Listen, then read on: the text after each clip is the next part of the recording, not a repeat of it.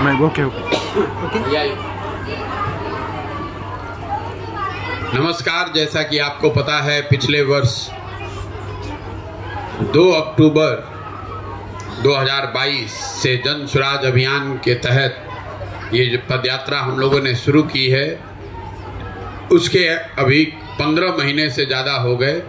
इन 15 महीनों में पश्चिम चंपारण गांधी भितिहरवा आश्रम से शुरू करके पूर्वी चंपारण, शिवहर, गोपालगंज, सिवान, छपरा, वैशाली, समस्तीपुर, मुजफ्फरपुर, सीतामढ़ी, मधुबनी होते हुए हम लोग दरभंगा में पिछले महीने के 29 तारीख को पहुँचे हैं। करीब करीब पूरा ये महीना मैं दरभंगा में ही रहूँगा। अभी यहाँ 3-4 प्रखंडों की यात्रा मैंने शुरू करी है।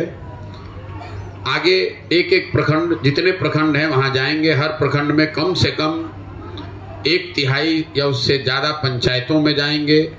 100-150 गांवों तक जाएंगे। अभी तक कुल 4000 से ज़्यादा गांव में हम लोग गए हैं। वहीं पर रहते हैं, पदयात्रा करके गांव में ही रुकते हैं, लोगों से बातचीत करते हैं। और मेरे साथ चलने वाले जो 700-800 लोग हमारे साथ काम करते हैं, वो सारे लोग ये सुनिश्चित करते हैं कि जो पदयात्रा के 3 उद्देश्य हैं उस दिशा में प्रयास किया जाए। पदयात्रा के 3 उद्देश्य हैं। पहला उद्देश्य ये है, जो मेरे अपने 15-20 बरस के अनुभवों पर आधारित है, कि बिहार में जो समस्या है, बिहार में लोगों की परेशानी है, पिछड़ापन है, गरीबी है, भ्रष्टाचार है, बेरोजगारी है, इन सारी समस्याओं का जड़ ये है कि बिहार में जब लोग वोट करने जाते हैं तो अपनी समस्याओं को छोड़कर जाति के आधार पर, धर्म के आधार पर, या लालू जी के डर से भाजपा को, भाजपा के डर से लालू जी को वोट करते हैं। तो पदयात्रा का पहला उद्देश्य ये है कि गांव-गांव बिहार में जाकर लोगों को ये बताया जाए, समझाया जाए, प्रेरित किया जाए कि अगर आप अपनी समस्याओं से, अपने बच्चों के भविष्य के लिए समस्याओं से निपटारा करना चाहते हैं, बिहार को सुधारना चाहते हैं, तो वोट आप चाहे जिस किसी को भी दें, लेकिन वोट आप अपने और अपने बच्चों के लिए दें। तो इसी तहत आप देखते हैं कि सुबह से शाम तक 8 से 10 जगहों पर मैं छोटी छोटी सभाएं करता हूं, जिसको आप नुक्कड़ सभा कह लीजिए, जिसमें 200, 400, 500 आदमी, कहीं कहीं 50-100 आदमी भी रहता है। आदमी की संख्या का कोई महत्व नहीं है। ऐसे 7-8 बैठकें मैं दिन में रोज करता हूं। तो पदयात्रा का पहला उद्देश्य है लोगों को जाकर समझाना, उनको जागृत करना कि उनसे गलती कहाँ हो रही है और कैसे उनको अपने वोटिंग के बिहेवियर में सुधार करना चाहिए। दूसरा उद्देश्य ये है कि लोग अगर समझ में आ जाए लोगों को, तो विकल्प के अभाव में उनको गलत लोग, गलत दल को वोट न करना पड़े, इसलिए एक बेहतर विकल्प बनाकर दिया जाए। बिहार में आंकड़े बताते हैं कि 55% के आसपास लोग, मतलब आधे से ज़्यादा लोग ऐसा समझते हैं कि बिहार में एक नया दल, एक नया विकल्प बनना चाहिए। वो कौन सा दल बने, कौन उसका नेता बने, इस पर भले सहमति न हो, लेकिन आधे से ज़्यादा लोग ये समझते हैं कि बिहार में आरजेडी, जदयू, भाजपा से अलग कोई नया दल, नया विकल्प बनना चाहिए। तो पदयात्रा का दूसरा उद्देश्य उसी से जुड़ा हुआ है कि बिहार में विकल्प के अभाव में लोगों को गलत दलों को, नेताओं को वोट न करना पड़े, इसलिए एक नया दल, नया विकल्प बनाया जाए। लेकिन वो दल और विकल्प कोई प्रशांत किशोर, कोई व्यक्ति, कोई परिवार, कोई जाति समूह न बनाए, बल्कि बिहार के वो सारे लोग मिलकर इस दल को बनाएं जो एक नया विकल्प बिहार में देखना चाहते हैं। तीसरा जो उद्देश्य है कि अगर लोगों की बात समझ में आ जाए, लोग सही तरीके से वोट करें, उनके सामने बेहतर लोगों का एक विकल्प भी हो, तब भी बिहार का सुधार नहीं हो सकता है जब तक इन चुने हुए लोगों के पास बिहार को सुधारने की एक योजना न हो। तो पदयात्रा का तीसरा उद्देश्य इससे जुड़ा हुआ है कि हर पंचायत के लिए, बिहार के हर पंचायत के लिए अगले 10 साल की योजना बनाना, जो वहाँ की ज़मीनी हकीकत को देखकर समझकर बनाया गया हो, ताकि अगले 10 बरस में बिहार के हर पंचायत को कैसे विकसित किया जाए। जब हम लोग पैदल चलते हैं तो ये देख रहे हैं कि भाई पंचायत में सड़क नहीं है, पानी नहीं है, अस्पताल नहीं है, स्कूल नहीं है, ये बातें तो ठीक हैं, इसकी गणना होती है, इस पर चर्चा होती है। लेकिन हर पंचायत की जो योजना हम बना रहे हैं उसमें 3 बातें जरूर हैं। पहला, कि पंचायत के स्तर पर बच्चों के पढ़ने की व्यवस्था को बेहतरीन कैसे किया जाए, बेहतर कैसे किया जाए। दूसरा, हर पंचायत में 800 से 1200 नए रोजगार के अवसर कैसे पैदा किए जाएंगे। और तीसरा, उस पंचायत में होने वाली खेती या किसानों की दशा को कैसे सुधारा जा सकता है, उनके आमदनी को कैसे बढ़ाया जा सकता है।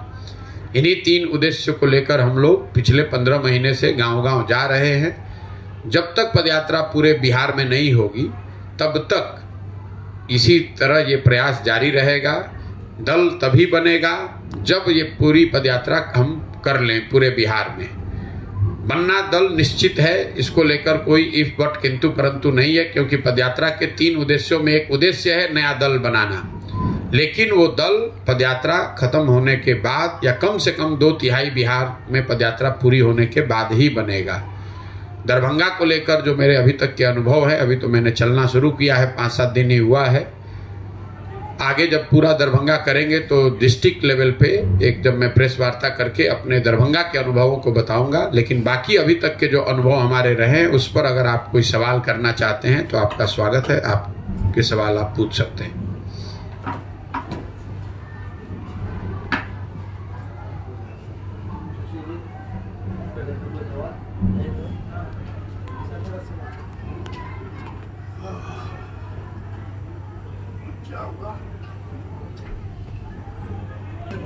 चल रहा है इसके देश के बारे में तो आपने बता दिया। आप एक आरोप आपकी इस यात्रा पे लगातार लग रहा है कि आप भाजपा के बीच हैं, इस पे आपका क्या कहना है? नहीं, मुझे क्या कहना है भाई, ऐसा है बिहार में जो 2 दल हैं या 2 फॉर्मेशन है, एक एनडीए का और एक महागठबंधन का, इन दोनों दलों के नेताओं को पिछले 25-30 वर्ष में मुफ्तखोरी की आदत लग गई है, मुफ्त में वोट लेने की।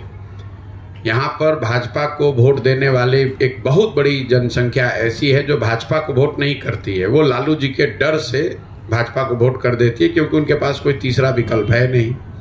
इसी तरीके से आरजेडी को, लालटेन को वोट करने वाली जो लोग हैं, उनमें खास करके जो मुसलमान समाज के लोग हैं, वो इसलिए नहीं लालटेन को वोट करते हैं कि उनको कोई लालटेन से प्रेम है या लालटेन से उनको कुछ मिला है। वो सिर्फ और सिर्फ आरजेडी को इसलिए वोट करते हैं क्योंकि वो भाजपा को वोट कर नहीं सकते हैं, तो भाजपा के डर से वो लालटेन को वोट करते हैं। तो जब आपको लंबे समय तक बिना काम किए हुए मुफ्त में वोट मिल रहा हो, स्वाभाविक है जब आप देखेंगे कि भाई इनके पास कोई तीसरा विकल्प बन सकता है, जनता अगर साथ में आके तीसरा विकल्प बना ले तो मजबूरी में, विकल्प के अभाव में जो वोट मिलता है वो वोट मिलना बंद हो जाएगा। इसीलिए आप ये कहानी सुनते हैं कि नीतीश और लालू यादव की पार्टी कहेगी कि ये भाजपा के बी टीम है, भाजपा वाले कह रहे हैं कि ये नीतीश के बी टीम है, कभी कभी ये भी हम सुनते हैं कि हम कांग्रेस के बी टीम हैं। तो ऐसा है कि जो ये दल हैं, इनके नेताओं को एक दिन जमीन पर उतरने की ताकत नहीं है।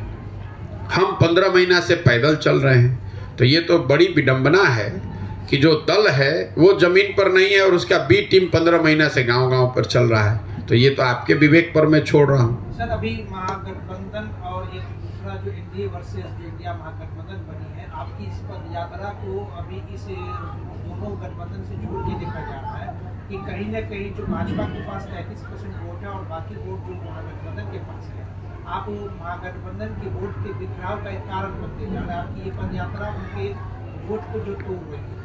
आपको राजनीति का ज्यादा ज्ञान है, मुझे उतना ज्ञान तो नहीं है। किसका वोट, जब हमने दल अभी बनाया ही नहीं है तो हम आपका वोट कैसे ले लेंगे? तो बनेगी, आपने खुद जब बनेगा तो अभी तो आप बता रहे हैं कि वोट बिखराव हो गया। अरे मेरे भाई, मैंने कहा कि जब दल बनेगा तब तो वोट होगा। आपकी पदयात्रा से बिखराव तो हो रहा है ना। अच्छा, तो क्या करें? तो क्या करें? नहीं, मेरे पक्ष कुछ नहीं रखना है हमें। बिहार देश में महागठबंधन की, यूपीए की सरकार रही है, उससे क्या बिहार का भला हो गया? बिहार की गरीबी खत्म हो गई, बिहार की बेरोजगारी रुक गई। अभी 10 वर्ष से मोदी जी देश के प्रधानमंत्री हैं, तो क्या बिहार का भला हो गया उससे? तो जब हम जो प्रयास कर रहे हैं वो बिहार के जनता के जीवन को सुधारने का प्रयास कर रहे हैं। आप चक्कर में पड़े हुए हैं कि भाजपा गठबंधन का क्या होगा और महागठबंधन का क्या होगा। जिसका जो हो, बिहार की जनता का बेहतर होना चाहिए कि नहीं होना चाहिए। तो बिहार की जनता का बेहतर होना चाहिए, उस पर आपको सवाल नहीं है।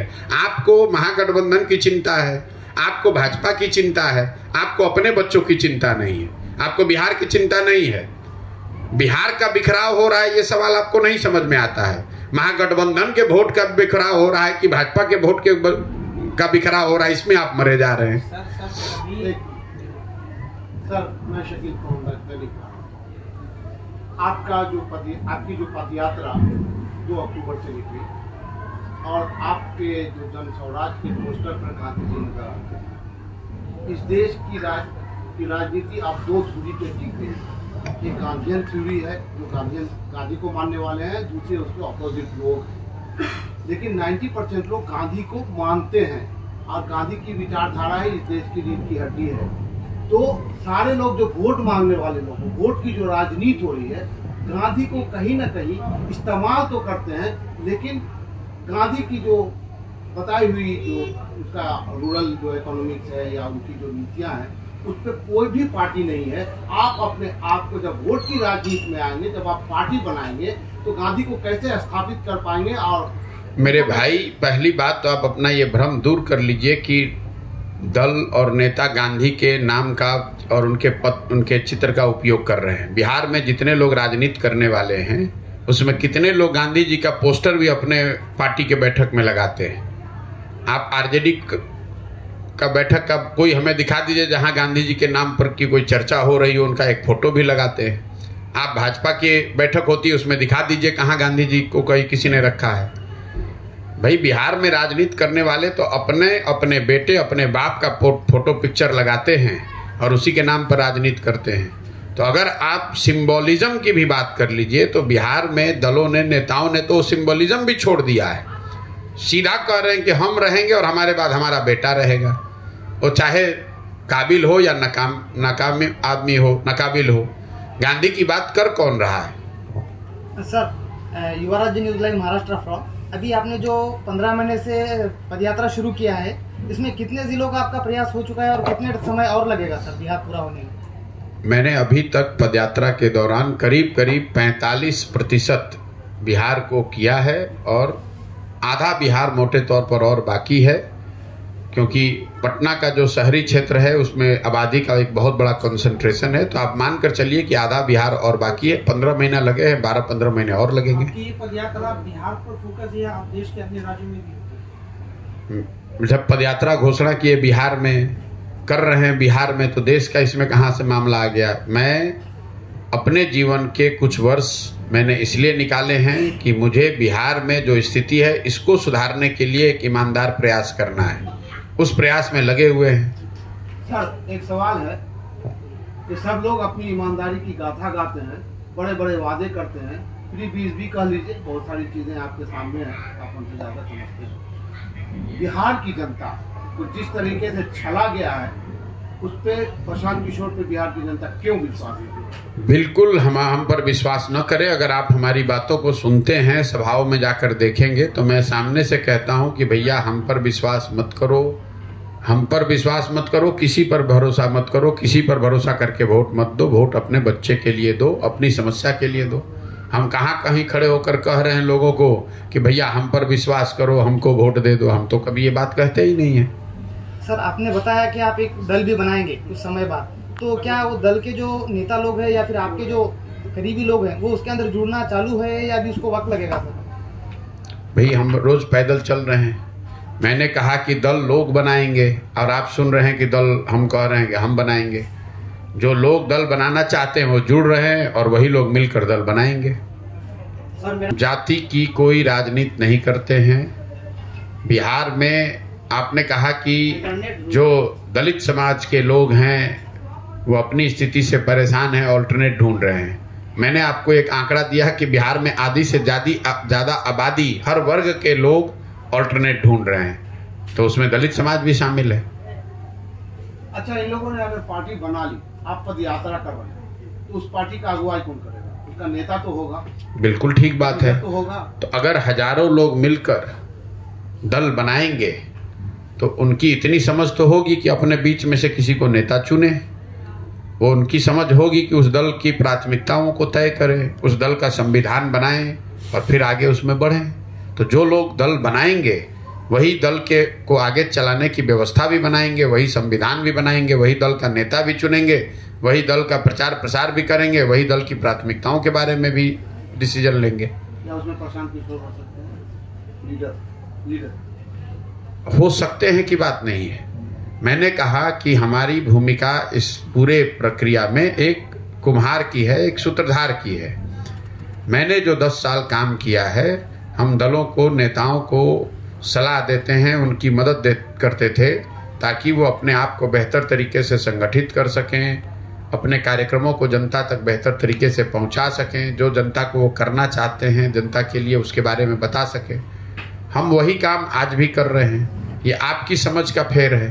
पहले ये काम हम दल और नेता के लिए कर रहे थे, अब यही काम हम समाज के लिए, बिहार के लोगों के लिए कर रहे हैं। सर, बिहार में महिलाएं मेन स्ट्रीम पॉलिटिक्स में नहीं है, मुखिया पति से लेकर मंत्री पति तक का कल्चर, इसको आप कैसे करें? बिहार इसमें कोई अकेला ऐसा राज्य नहीं है जहां की महिलाओं की बहुत बड़ी भागीदारी राजनीति में नहीं है। तो देश का पूरा विषय है। अभी महिला आरक्षण आया है, उससे धीरे धीरे कुछ सुधार शायद होगा, लेकिन महिलाओं की स्थिति जब सुधरेगी, देखिए राजनीति जो है वो तो समाज का आईना है।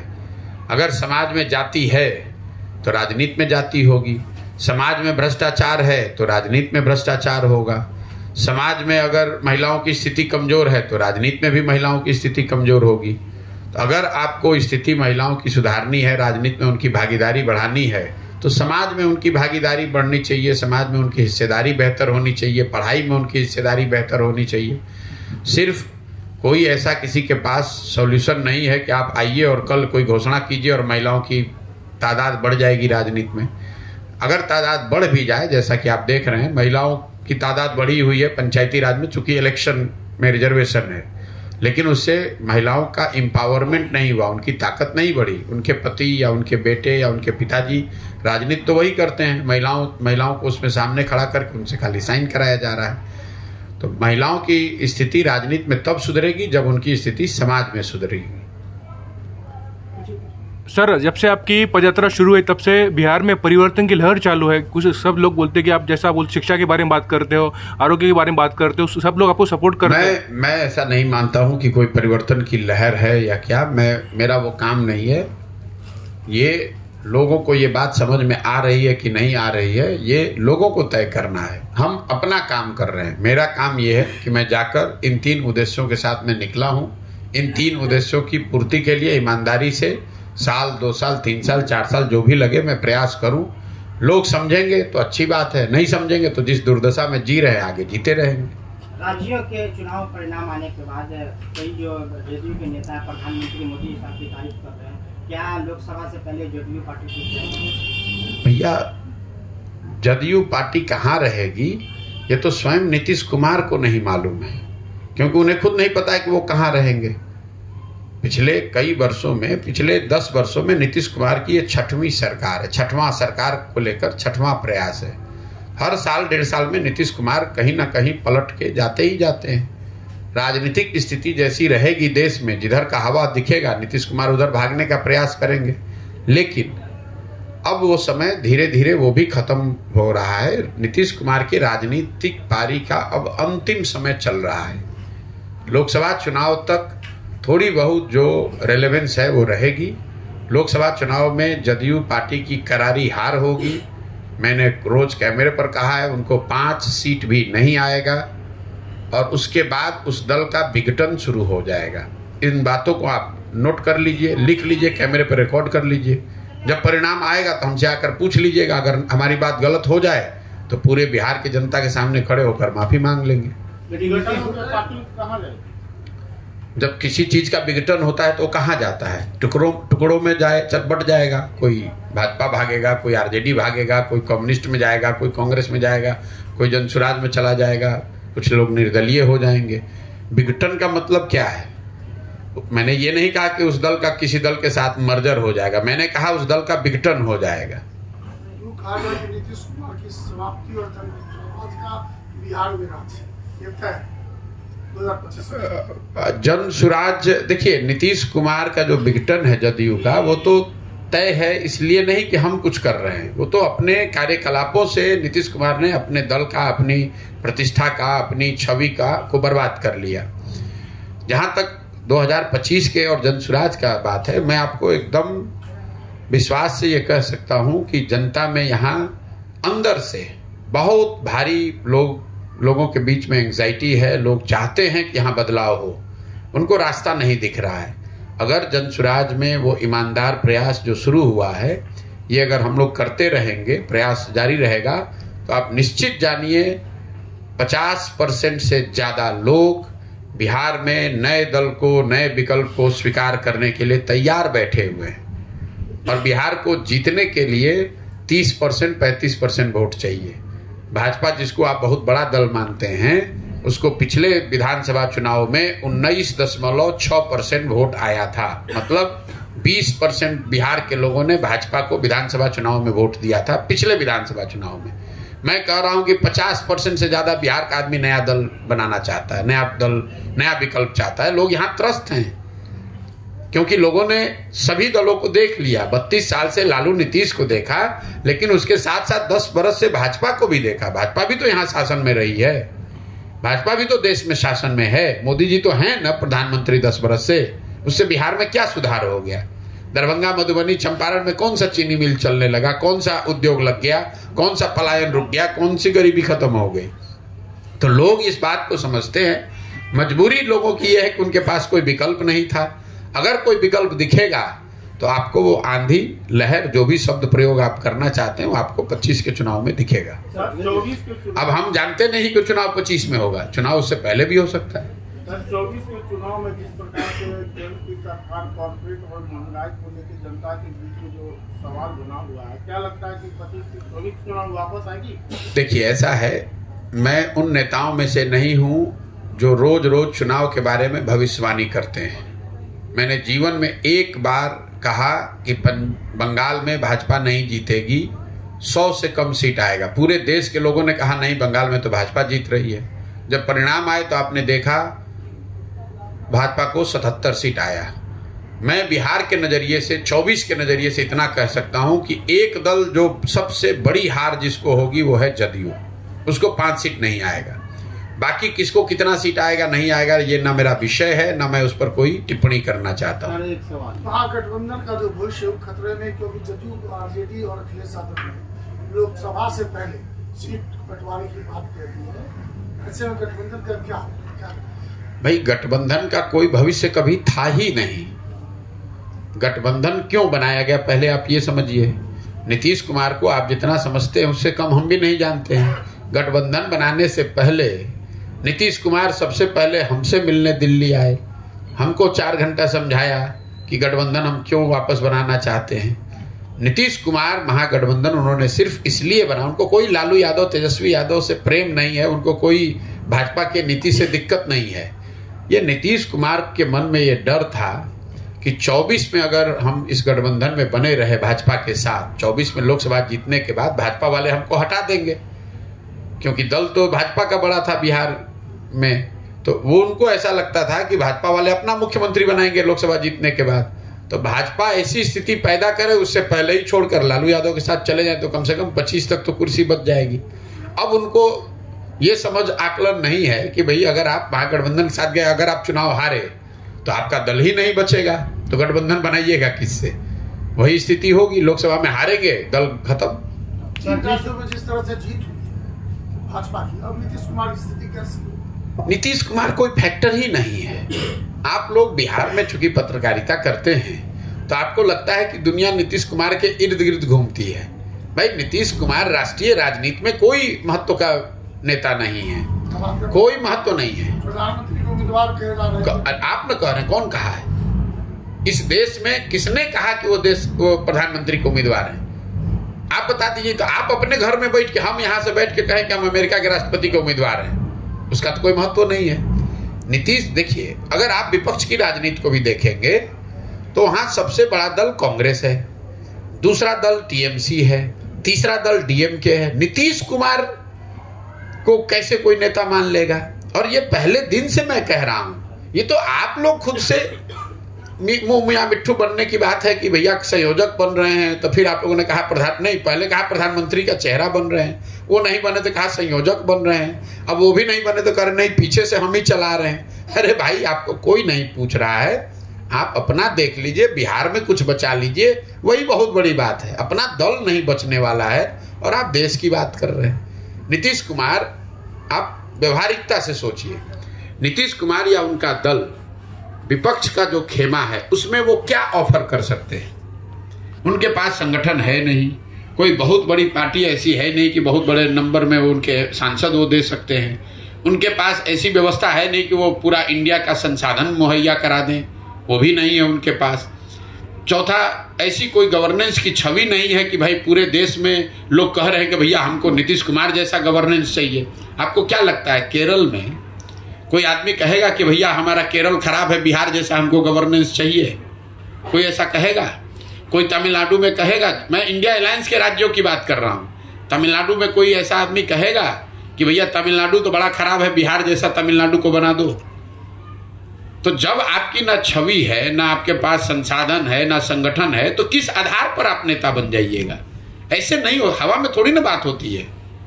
आप कुछ टेबल पर रखिएगा तभी तो आपके लिए कोई बात मानेगा। इस स्थिति में भी जो लालू यादव है, तेज यादव है, उनको एकदम, मेरे भाई देखिए, लालू जी बड़बोले, राजद के जो नेता हैं ना, ये बड़बोले लोग हैं। अब आप राजद की स्थिति देख लीजिए, पूरे लोकसभा में 543 में से राजद के 0 MP हैं, 0। यहाँ अपने घर में बैठते हैं, 4 पत्रकार को बुलाते हैं, कहते हैं कौन देश का प्रधानमंत्री होगा। जिस दल का 0 MP है वो तय कर रहा है कि देश का प्रधानमंत्री कौन होगा। लेकिन नीतीश कुमार को तो वही लालू जी, वही तेजी एकदम बड़ा बना रहे हैं। आप कितना जानते हैं नीतीश कुमार और लालू यादव को? हमसे ज्यादा नहीं ना जानते हैं। 15 में हम ही ना दोनों लोग को साथ में लेकर आए थे।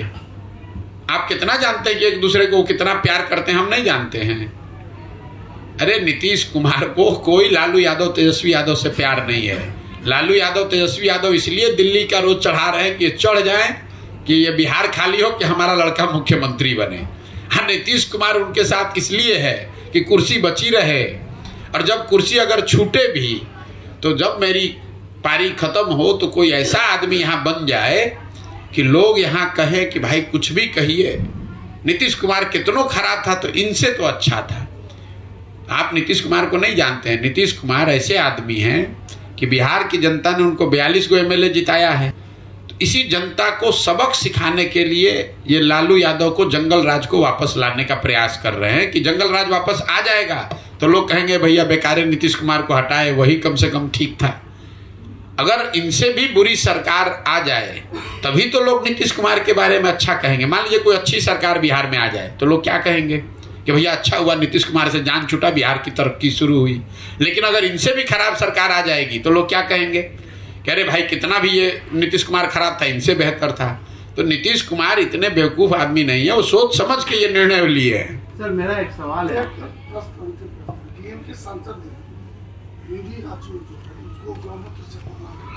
देखिए अब किसने क्या कहा है मुझे नहीं मालूम है। सच्चाई ये है कि हम लोग बिहार के लोग हैं, बाहर जाते हैं, हम लोग को बिहारी कह के महाराष्ट्र में भी गाली पड़ती है, उत्तर प्रदेश में भी, दिल्ली में भी, तमिलनाडु में भी। हम लोग अगर पिछड़े हैं, हम लोग अगर अनपढ़ हैं, अगर हमारे बच्चे मजदूरी करने कहीं जाएंगे तो वो आपको सिंहासन पे तो बैठाएगा नहीं। ये समझ हम और आप डेवलप नहीं करते और बेकार दूसरे राज्य को गाली दे रहे हैं। मैं आपको बता रहा हूं, अगर महाराष्ट्र का आदमी आकर बिहार में खेत में मजदूरी करेगा तो उसके बारे में आप क्या कहिएगा?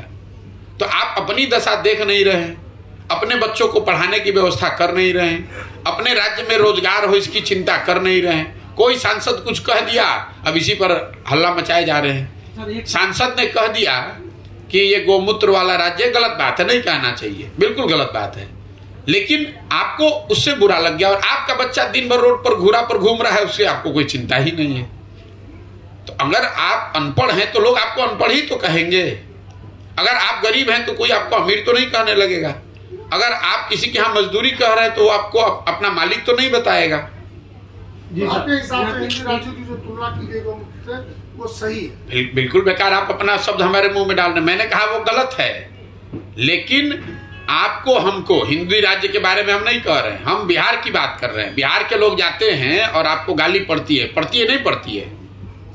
तो अगर आप गलत हैं तो आपको वो नहीं झेलना पड़ेगा। बिहार की इस दशा की जानकारी आज तो नहीं, बहुत लंबे समय से आपको थी, लेकिन आज आप इस बात की इस यात्रा पर निकले, इस बिहार की इस दशा को लेकर के पहले जो आप इन्हीं दलों के साथ काम किया करते थे उस समय आपकी चिंता क्यों नहीं? भैया जब हमारी क्षमता होगी तभी न करेंगे। आप पत्रकार कब बने? जब पढ़ लिख के पत्रकार बने तब न पत्रकार बने। तो एक मिनट रुकिए ना, आप ये सुनिए ना, आपका सवाल इतना समझ लिए, 15 महीना से यही सवाल लोग कर रहे हैं। आप ये हिंद टीवी चलाते हैं, पत्रकार कब बने? जब भी बने ना, कभी पढ़ाई लिखाई किए होंगे तब न पत्रकार बने होंगे। फिर कहीं कुछ पत्रकारिता की होगी, फिर कुछ साधन व्यवस्था हो गया तब अपना चैनल चला रहे हैं।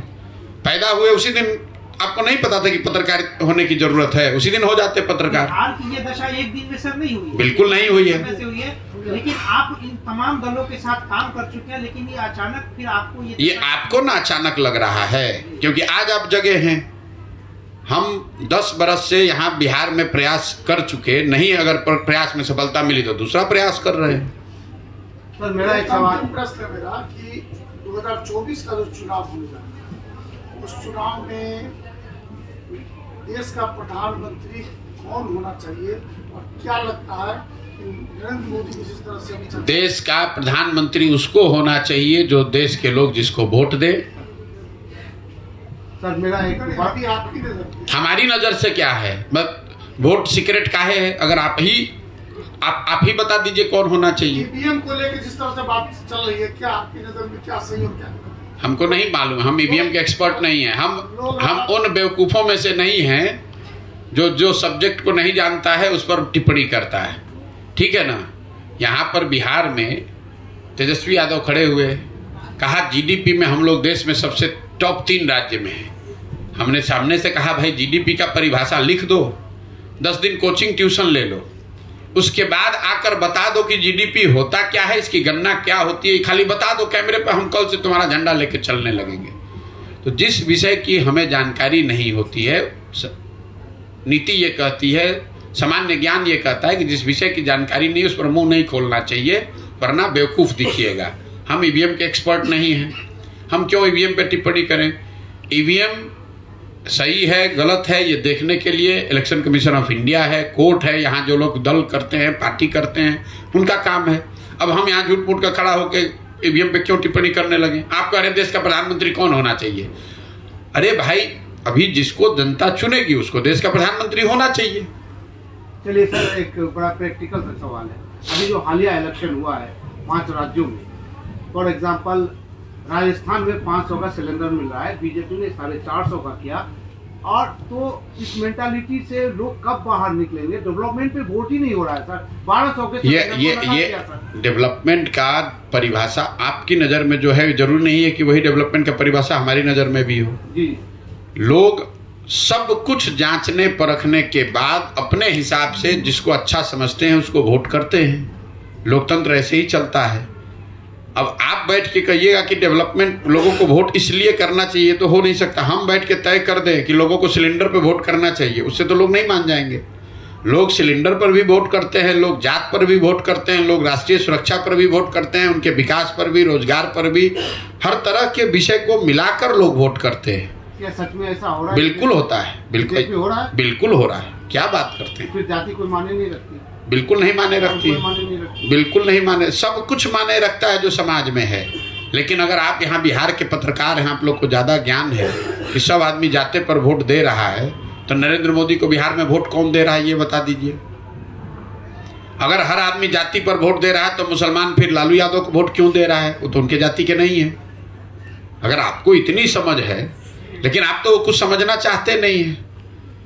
दिक्कत यह है कि लोग अपनी मानसिकता बनाकर बैठे हुए हैं ना। आप कुछ सामने दिख रहा है आंकड़ा आपको कि भाई 20% मुसलमान तो आरजेडी को वोट कर रहा है। आरजेडी तो उनके जाति की पार्टी नहीं है, क्यों वोट कर रहा है? फिर भी आप कहेगा सब यहाँ जातीय पर वोट दे रहा है। लोकसभा में 30-35% बिहार के लोगों ने मोदी को वोट कर दिया। मोदी के जाति का तो उसमें कोई आदमी नहीं है, फिर भी आप कहिएगा जाति पे वोट पड़ रहा है। तब इसको आप, जब भाई किसी का आंख बंद है तब ना उसको खोलिएगा। जो जग रहा है आंख खुला हुआ और अंधा की तरफ भी सवाल कर रहा है, तो उसको क्या कह सकते हैं? आपके कहने से नहीं ना मान लेंगे, आपके कहने से इसलिए नहीं मानेंगे कि सच्चाई उससे उलट है, आंकड़े जो आप कह रहे हैं उससे उलट है। अगर सरकार के सिलेंडर बांटने से ही सरकार जीत जाती तो जो लोग भी सरकार में वो सिलेंडर कम पैसे में बांटा वो जीत के आ जाता, लेकिन जनता उससे ज्यादा होशियार है, वो सिलेंडर 500 चाहती है, उसके साथ और भी कुछ चाहती है। ठीक है भैया, बहुत बहुत धन्यवाद।